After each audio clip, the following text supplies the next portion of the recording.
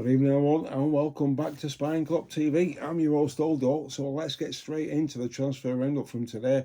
There's a lot to get into, so here we go. Started at 9:35 this morning when Inter Milan was said they had to sacrifice David Ferretti before the transfer deadline, and Christian Shaving continues to push for Curtis Jones as they see Curtis Jones as a priority and a big squad addition.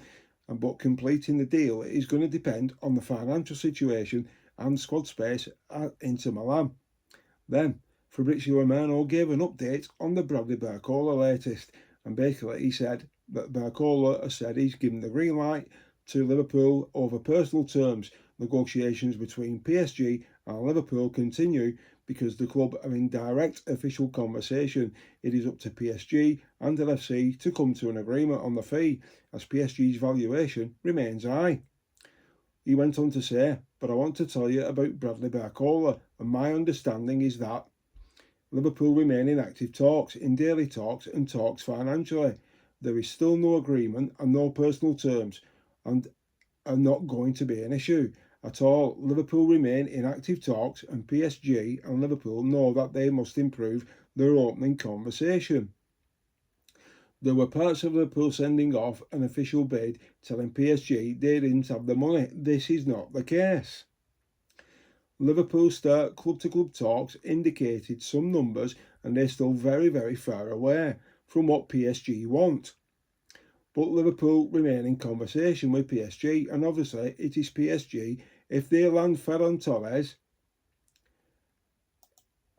after Akalouche and Mika Götze, Fabrizio Romano said obviously there's going to be a lot of strikers, so this could facilitate the move for Bradley Barcola to Liverpool. Now, Liverpool's record signings as it stands before this transfer window reads like this. Alexander Isak, 125 million from Newcastle United in September 2025. Florian Wirtz, 116 million from Bayer Leverkusen in June 2025. Darwin Núñez, 73.7 million from Benfica in July 2022. Virgil van Dijk from Southampton for 75 million in 2018. And Hugo Ekitike for 69 million in July 2025. Liverpool need to find a compromise. Now, apparently Liverpool have held talks to sign a player who wants to leave Real Madrid. Liverpool are now said to have held discussions over the possible signing of Real Madrid striker Endrick. The Reds are looking to bolster the forward line during the transfer window over the coming weeks, but Real Madrid and the player both want a loan deal. This doesn't suit Liverpool, and also Aston Villa are interested. Now, going back to PSG, PSG are set to close in on a verbal agreement for Ferran Torres. Now, they've sent an official bid with €50 million to FC Barcelona, and they see Torres as an opportunity at that fee, having a year left on his contract. Because if they were to buy him after that, it would cost them round about 70 to 80 million. So if this transfer does go through, does it move Bradley Barcola closer to the transfer door and the exit door towards Liverpool? Let me know what you think in the comments, guys, because I think once that goes through, I think you'll see Barcola leave. Now, note, this is the biggest story of the day without a shadow of a doubt, and basically round about lunchtime it broke that Liverpool's talks over a 30% stake in the club with Jeff Bezos and Amazon and the Mattel family and the consortium led by Amit Bayati are getting close to being concluded, and they've said that there could be an announcement this week. But sources close to the consortium basically have said this: a consortium including Amazon founder Jeff Bezos is close on the deal to buy roughly a third stake in Liverpool Football Club. Now, Sky News have learned that Fenway Sports Group and FSG, Anfield's controlling shareholder since 2010, is preparing to make an announcement about a transaction as soon as this week. The deal will see Mr. Bezos participate as an investor group alongside Eduardo Severin, one of the co-founders of Facebook, and Amit Bayati, the son-in-law of steel billionaire Lakshmi Mittal, also a recent shareholder in Championship club Queen's Park Rangers. Now, one source has indicated that an announcement was expected in the coming days, although they cautioned it could slip into next week. Now, if completed, the deal will install a trio of the world's wealthiest individuals as co-owners of the Reds, one of the most successful club in English football. Now, Mr. Bezos alone has a fortune estimated by Forbes over 280 billion, while Mr. Severin has a fortune worth over 32 billion. Right, just bear with me 1 second, guys. Where we go? Here we go. Now, the investment in Liverpool will reportedly value the club at $6 billion, making it one of the sport's richest ever deals. Now, while Mr. Bezos has not previously been linked with any investment in football whatsoever, his involvement in the prospective involvement in Liverpool FC consortium underlines why the extent of the sport is now viewed as such a wealthy investment, as an asset and class of its own. And Mr. Severin, who is 44 years old, was part of the consortium that tried to assemble and unsuccessfully take over Chelsea in 2022, triggered by the action of Vladimir Putin's invasion of Ukraine. Now, one insider said the deal was now expected to be slightly higher than the potentially involved stake over 30%. Liverpool has won the Premier League in 24-25 and face a season of transition following the sacking of head coach Arne Slot and the loss of veteran forward Mohamed Salah. Nevertheless, its evaluation, if the valuation reaches $6 billion, the deal will reinforce the success that FSG have had since they took ownership of Liverpool in 2010 for 300 million, when Liverpool were basically in the high court and on the verge of going into administration.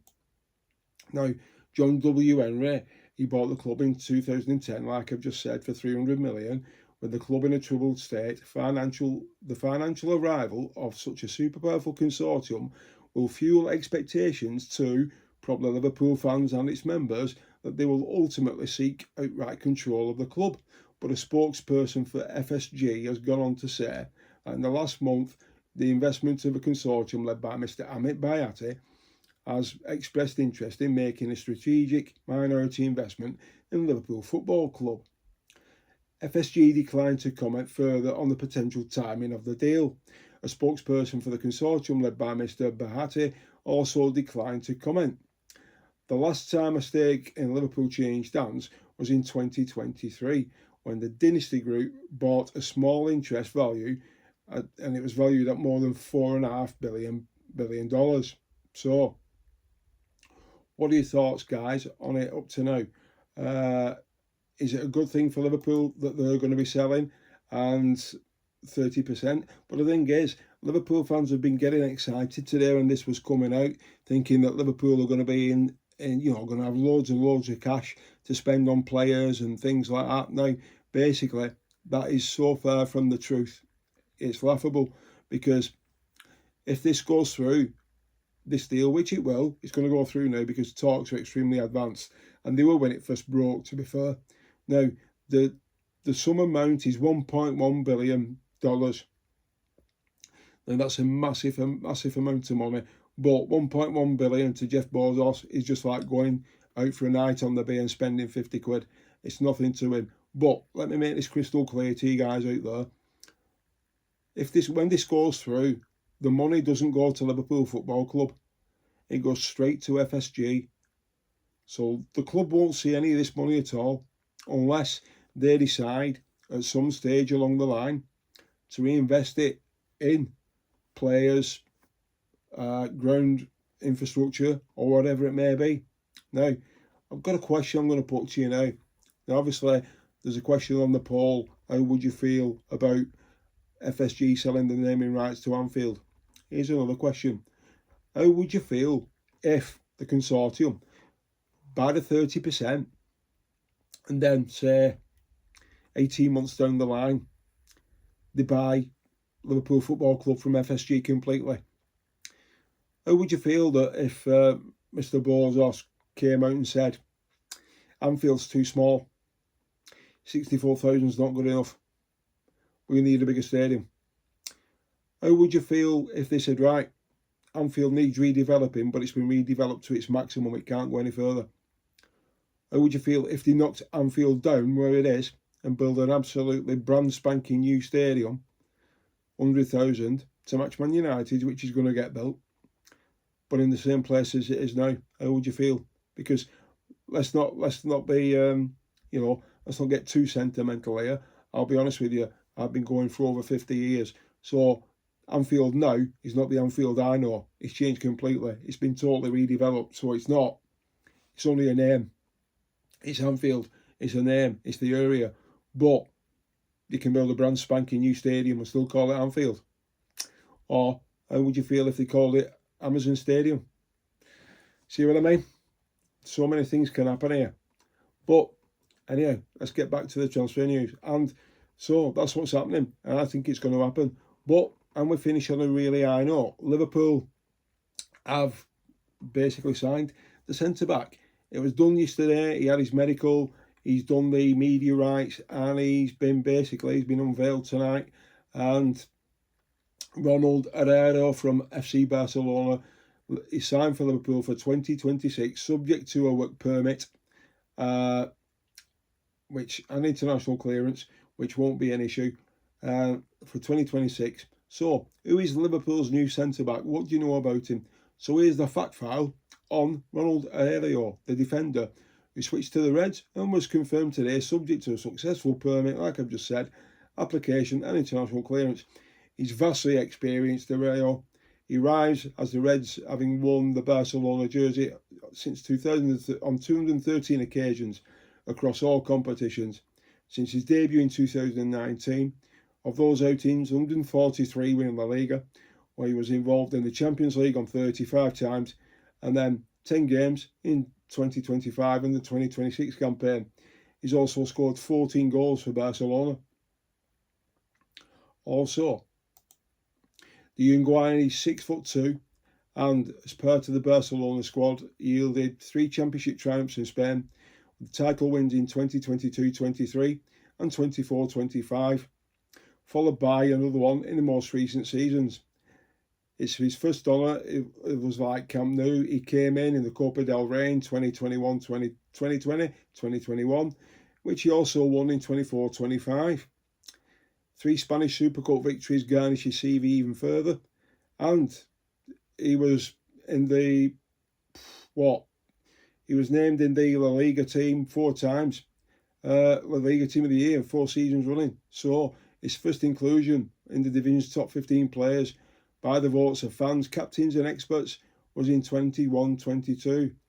Now, Araujo was once again recognised by his performances in 23-24, and Araujo was part of the Barca captaincy group, as he did, and it was decided by the squad themselves that in 2023, and when he was initially selected as the 3rd choice skipper at Barcelona, he stepped up into that position as deputy again, chosen by his teammates, and a year later followed a loan departure from Marc-Andre ter Stegen in January 2026.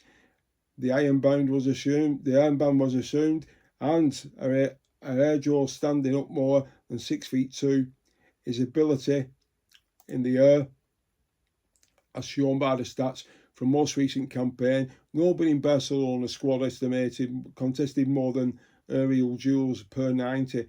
In La Liga, he averaged 4.92, and never did anyone more aerial duels than Araujo, who delivered 3.31 per 90, and then in the league he also registered 4.0 possession wins and 3.22 clearances for every 90 minutes played. He's comfortable on the ball. He's up to stats. Basically, tell you, it underlines he's worn the number 33. He wore the number 33 jersey at Liverpool, where he was number 4 at Barcelona. His full name for your records is Ronald Frederico Araujo de Silva. He comes from the Riviera in Uruguay. He was born on the 7th of March 1999. And on the international stage, he's played for Uruguay since October 2020. and he's increased his tally of caps to 27. He scored one of the Celestials so far in the opening goal in a 2-0 win against Argentina in the Bombonera in November 2023, and he's set to become the 4th man from Uruguay to play for Liverpool, Luis Suarez being the first, followed by Sebastian Cortes, then Darwin Núñez in 2022, and then obviously the man himself. So that is the new centre-back who's going to be playing alongside Virgil van Dijk, and I think he'll make his debut against Newcastle, not next weekend, the weekend after. So he's very, very excited to be here. And when he heard Liverpool were interested, he jumped at the chance. So that's a little bit longer than normal from me. So hope you've enjoyed this. Sorry about the mistakes halfway through, but yeah, just being me, it's normal. I'm not a Newcaster.